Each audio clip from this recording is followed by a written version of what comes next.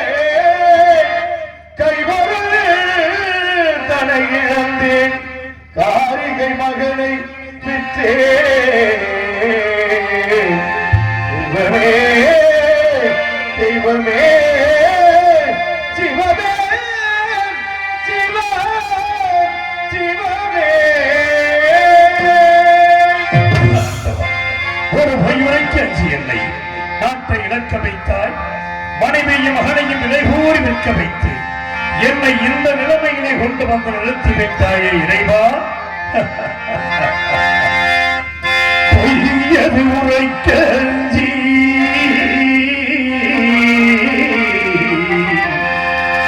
பொய்யது உரைக்க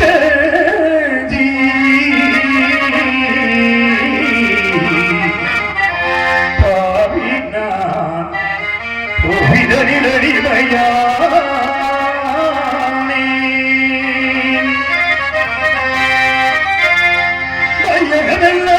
காத்தவன்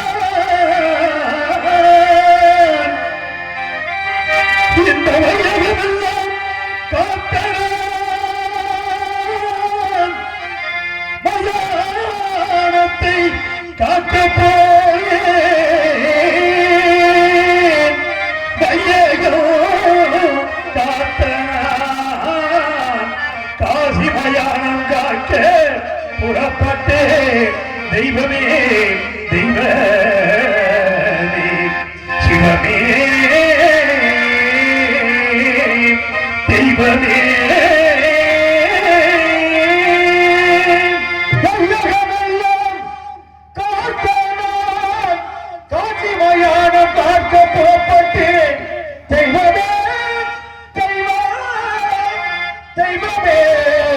சிவமே சிவமே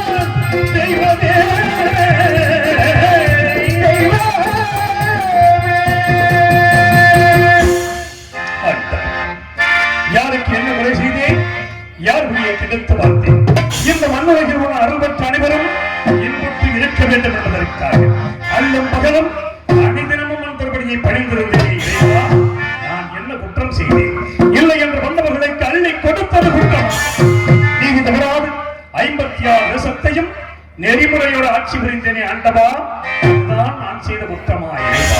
நாடு நகரங்களை இழந்தேன், பெண்குலத்தின் திருவிழக்காம் பத்தினியை பிரிந்தேன், பாசத்தால் ஈன்றெடுத்த மகனை பெற்றேன், நம்பிக்கையை வைக்கிறது அறுவடை புரிந்து நீதி தவறாத செங்கோலை இழந்து நிலை தடுமாறி நிற்கும் என் நிலைமை கண்டு உனது மனம் இறங்கவில்லையே இறைவா. கல்லாகிவிட்டாயா? உன் மனம்தான் கல்லாகிவிட்டதா? கடைக்கென்றிருந்த இந்த ஏழையின் திருமுகத்தை ஒரே ஒரு முறை பார்க்க மாட்டாயா இறைவா? ஒரே ஒரு முறை பார்க்க மாட்டாயா? பகவானே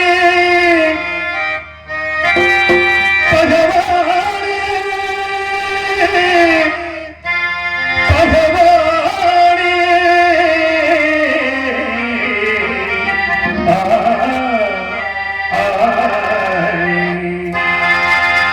பகவானே மௌனமே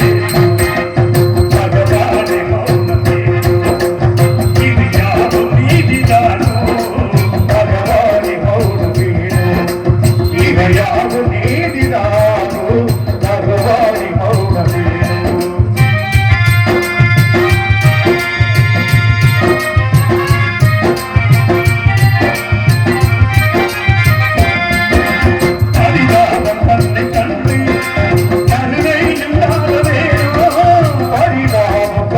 கண்டு கருணை இல்லாததேனோ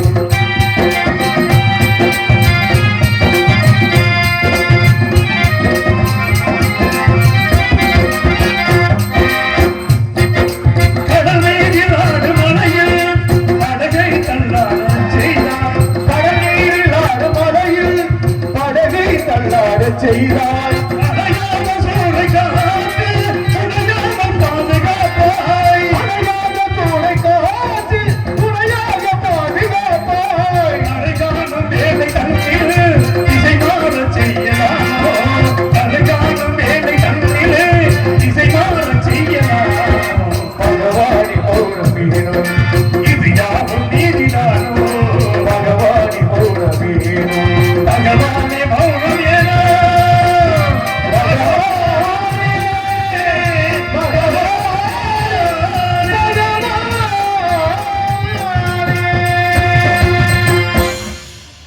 தேசத்தரசும் சுற்றி அமர்ந்திருக்க அவ்வப்போது ஆலோசனை அமைச்சர்கள் இருக்க மத்திய சிம்மாசனத்தில் அமர்ந்து தேச விசாரணை செய்து கொண்டிருந்தேன். அப்பொழுது தபத்தில் சென்ற விஸ்வாமித்திர முனிவர் என் குடும்பத்திற்கு வந்திருப்பதாக காவலர்கள் அழைத்தேன். உடனே அன்னவரை எதிர்கொண்டு அழைத்து வந்து ஆசனத்தில் அமர்த்தினேன். சுவாமி, தாங்கள் என்னை நாடி வந்த காரணம் யாது சுவாமி என்றேன். ஹரிச்சந்திரா, உனக்காகவும் உன் நாட்டின் நலனுக்காகவும் யாகம் செய்ய போகிறேன். அதற்கு கொஞ்சம் திரவியம் வேண்டும். அதை உன்னிடத்தில் பெற்றுப் போக வந்தேன் தெரிவித்தார். நாட்டு மக்களுடன் நலனை கருதுகிறான். எவ்வளவு வேண்டுமோ கேளுங்கள், தருகிறேன் என்றேன். கேட்டார் முனிவர். மற்ற பாறைகள் மீது மதகரியை நிறுத்தி அதன் மீது ஆங்காரபுரம் அமரச் செய்து கையிலே வெள்ளி கவன் கொடுத்து அதில் மாணிக்க கல் வைத்து சுழற்றி எறிந்தார். அந்த மாணிக்க கல்லானது மேலே சென்று கீழே வந்து விழுந்து எழுந்தூரம் திரவியம் தர வேண்டும் என்று தெரிவித்தார். அவர் கேட்டபடி நான் திரவியத்தை கொடுத்தேன். ஹரிச்சந்திரா, நான் வசிப்பது ஆரணியம். இத்திரவியத்தை அங்கே நான் வைத்துக் கொள்ள முடியாது. யாகத்திற்கு முகூர்த்த நாள் முடிவு செய்த பிறகு வந்து எடுத்துச் செல்கிறேன். அதுவரையில் உன்னிடத்தில் இருக்கட்டும் என்றார். சுவாமி தங்களை போன்ற மகான்களுக்கு கொடுத்த பொருளை மீண்டும் நான் வைத்துக் கொண்டால் நன்னிலை வாயில் நகரற்று போவதாக சூழ்நிலைகள் கூறுகிறபடியார் இப்பொருளை நான் வைத்துக் கொள்ள அருகதையில்லை. தயவு செய்து நாங்கள் எடுத்துச் செல்லுங்கள் என்றேன். கவலை வேண்டாம். உன்னுடைய கடையாளி மோதிரத்தில் என்னுடைய ருத்ராட்சமாலை அடையாளமாக வைத்தால் தோஷமில்லை. அதன்படி செய்யலாம் என்று செய்துவிட்டு குடிவர் சென்ற சிறிது நேரத்தில் ஆசார வாசலிலே குடிமக்களின் அபய குரல்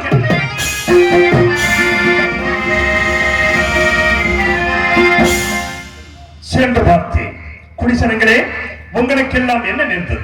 நான் என்ன குறை வைத்திருக்கிறேன்? எதற்காக அழுது புலம்புகிறீர்கள் என்றேன். மன்னா, நாங்கள் இட்ட பெயர்களை எல்லாம் கொடிய மிருகங்கள் வந்து அழித்து விட்டது மன்னா மன்னா என்றார். எனது மனம் வேதனை அடைந்தது. குடிமக்களுக்கு ஆறுதல்களை அனுப்பினேன். வேட்டைக்கு புறப்பட்டு கொடிய விலங்கினங்களை கொண்டேன். வேட்டையாடிய கலக்கத்தான் திருக்குள கரையோரம் ஆலமரத்தின் அடியில் எனது பத்தினி சந்திரமதியின் மடியில் சிறிது நித்திரையில் இருந்தேன். அடாத கனவு ஒன்று கண்டு திடுக்கிட்டு எழுந்து பார்த்தேன். இரண்டு நடன மாதர்கள் என் முன் வந்திருக்கிறார்கள். நீங்கள் யார்? உங்கள் ஊர் பேர் என்ன? என்னை நாடி வந்த காரணம் என்னவென்று கேட்டேன். மன்னா, நாங்கள் வசிப்பது இமயகிரிச்சார். என் பெயர் சரஸ்வல்லி, இவள் பெயர் காமவல்லி. எங்களுக்கு பரதமும் சங்கீதமும் தெரியும். அதை தங்கள் சமூகத்தில் ஆடியும் பாடியும் தக்க சன்மானம் பெற்று போவோம். எங்க ஆடுங்கள் பாடுங்கள் என்றேன். ஆடினார்கள் பாடினார்கள். கண்ணுற்று சந்தோஷமுற்று வேண்டிய சன்மானத்தை கொடுத்து பெற்றுக்கொள்ள மறுத்து என் திருமணிக்கு நிறுவக்கூடிய பூச்சக்கர குடியை எனது வெற்றி மாலையையும் பரிசாக கேட்டார். கொடுக்கக்கூடிய பொருளாக இருந்தால் தயங்காமல் கொடுத்து விடுவேன். இதை விடுத்து பொன்பொருள் எவ்வளவு வேண்டுமோ கேளுங்கள், தருகிறேன் என்றேன். பொன்பொருள் எங்களுக்கு தேவையில்லை. எங்கள் இருவரையும் நீங்கள் திருமணம் செய்து கொள்ள வேண்டும் என்றார். பெண்களே, நான் சந்தானம் என்று பிரதானம் வச்சிக்காதவன், தயவு செய்து இந்த இடத்தை விட்டு போய்விடுங்கள் என்று எவ்வளவோ அறிவுரைகளை எடுத்து கூறினேன். கேட்கவில்லை. காவலர்களை அழைத்து அழைத்து துரத்தி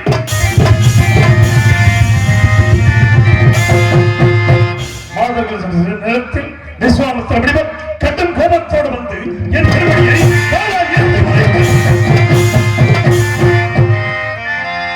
மணிமுடி மண்ணிலே சாய்ந்து விட்டது என்று கூட நான் கவலைப்படவில்லை. அதற்கு மாறாக எனது நெஞ்சம் இந்த திருமுடியிலே பதித்திருக்கின்ற நவரத்தின கற்கள் முனிவரின் பாதத்தை புண்படுத்தியதோ என்று பாதத்தை தொட்டே சென்றார். நான் அனுப்பிய மாதர்களை நீ ஏன் அடித்து துரத்தினார்? என் கோபம் தீர வேண்டும் என்றால் அந்த மாதர்கள் இருவரையும் நீ திருமணம் செய்து கொள்ள வேண்டும் என்றார். அனைத்தும் உணர்ந்த தாங்களா எவ்வாறு கூறுவது? நான் திருமணம் முடித்தவன், எனக்கு ஒரு மகன் இருக்கிறான். சுவாமி, எல்லாவற்றையும் அறிந்த தாங்கள் அறியாதது போல் பேசுகிறீர்களே. வேண்டாம். அதற்கு மாறாக கண்ணை வேண்டியதும் நீதி வேண்டாக்கின்ற கண்ணை வேண்டியதும் நீதி வேண்டாக்கின்ற கண்ணை வேண்டியதும் நீதி வேண்டாக்கின்ற கண்ணை வேண்டிய பாகுரம் செய்கிறேன். கண்ணை வேண்டிய சின்ன கொலை கொள்ள கண்ணை வேண்டிய சின்ன கொலை கொள்ள கண்ணை வேண்டிய சீருய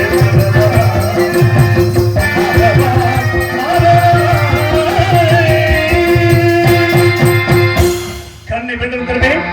காக்கின்ற நாட்டை 56 தேசத்தை கேட்டாலும் தருவேன். ஒரு பொழுதும் அந்த மாதங்களை அடைய மாட்டேன் என்றேன். ஹரிச்சந்திரா, உன் கண்ணு அடைக்கதற்காக நீ கூறியபடி இப்பொழுது 56 தேசத்தை எனக்கு தாடி பார்த்து கொண்டு ஒரு வார்த்தை ஓமானத்திற்காக சொன்னேன். இல்லை என்று சொன்னால் சொல் தவறியதாக போய்விடுமோ என்று கருதிய நான் அன்புமணி தாராவதியை எண்டியிலே ஜலம் கொண்டு வர செய்து முனிவருக்கு அபயமாக 56 தேசத்தையும் தாரை வார்த்து கொடுத்தேன். சற்று நேரம் கழித்தபின், ஹரிச்சந்திரா, நீ யாகத்திற்கு கொடுத்தாய் அல்லவா திரவியம், அதை இப்பொழுது கொடு என்றார். அந்த திரவியத்தை அரண்மனையிலே களஞ்சியத்தில் வைத்து பூட்டியவாறு இருக்கிறது, எடுத்துக் கொள்ளுங்கள் என்றேன். நீ நாடு நகரங்களை தாரை பார்க்கும் பொழுது பொருள் நீங்களாக தாரை பார்க்கவில்லை. இல்லை என்று சொல்லிவிட்டு போய்விடுகிறேன் என்றார்.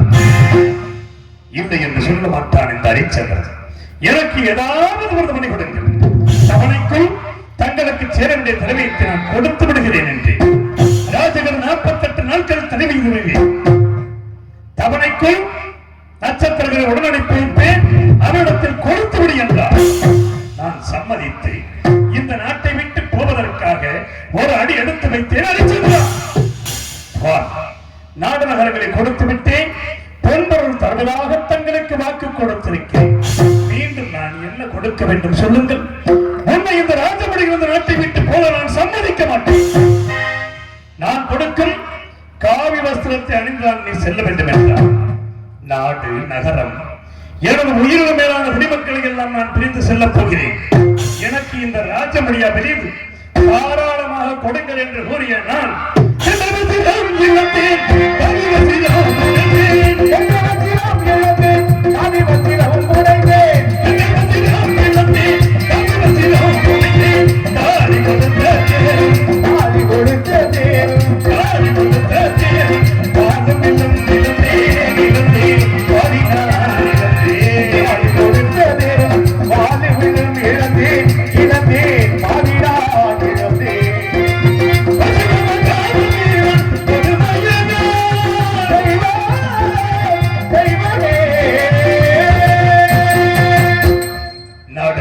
எல்லாம் விட்டு காசிமா நகரத்தை நோக்கி புறப்பட்டேன். எப்படி சென்று தெரியுமா? நடந்து வா மயிலே,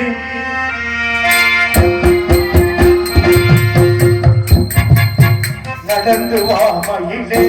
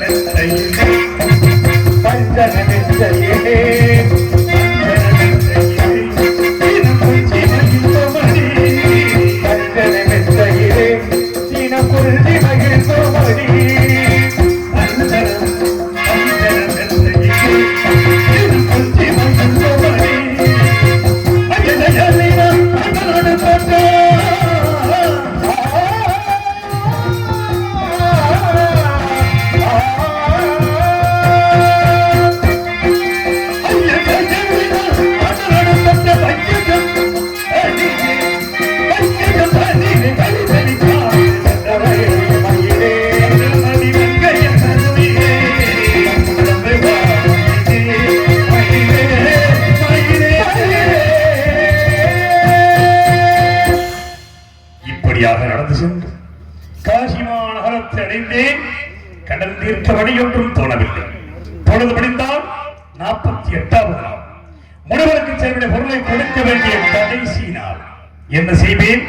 வழி தெரியாமல் திகைத்த நான் அழுது புலம்புவதை பார்த்து என் மனையால் தாராபதி ஏன் அழ வேண்டும் சுவாமி, என்னையும் மகனையும் பெற்று முனிவருக்கு செல்விட பொருளை கொடுத்து தாங்கள் கொண்ட சத்தியத்தை நிலைநாட்டுங்கள் சுவாமி. தாராபதி, என்ன வார்த்தை கூறுகிறாய்? உன்னை நான் விற்பதா? உற்றோரும் பெற்றோரும் என்ன நினைப்பார்கள்? கட்டிய மனைவி விட்டான் சண்டாளன் என்று இந்த உலகமே என்னை படித்து பேசுமே தேவி என்று எவ்வளவோ நீதிகளை எடுத்துக் கூறி என்னை விலை கூறச் சொன்னால் வழியொன்றும் தோணாத நான் இரு பேர்களையும் என் கரங்களிலே பிடித்துக் கொண்டு காசி மாநகரத்து வீதிகளிலே விலையோ விலை விலையோ விலை என்று எப்படி விலை கொண்டு தெரியும்?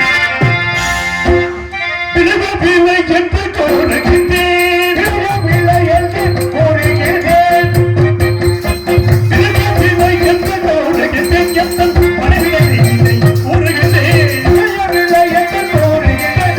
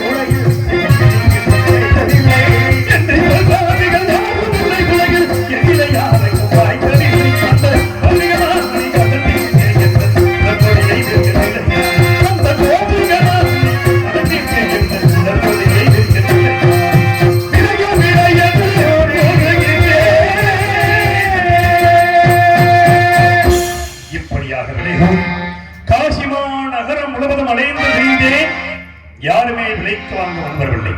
இறுதியாக இருப்பது அந்தனர் வீதி.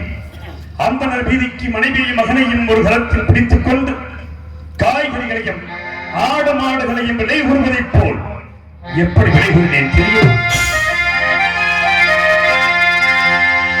உலகம் அறியாத புதுமை, உலகம் அறியாத புதுமை, உடல் பொருளாதிகை கடனுக்கு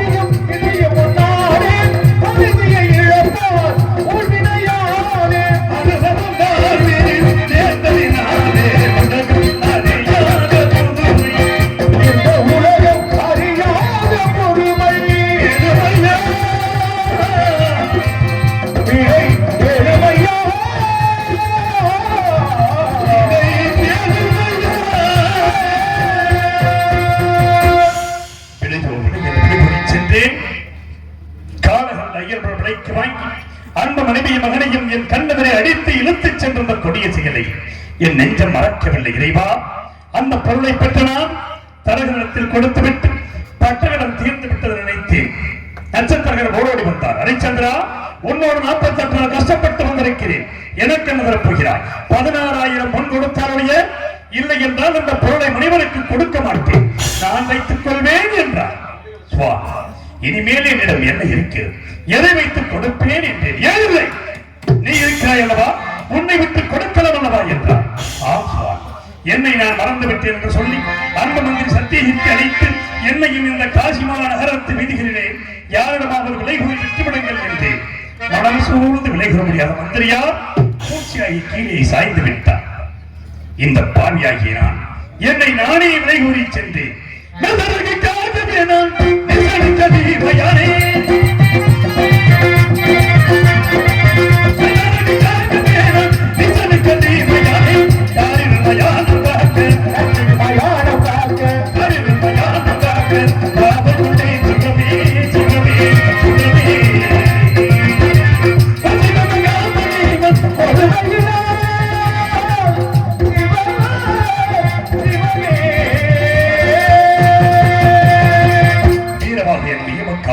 வாங்கினார், கல்குடம் சமக்க வைத்தார்.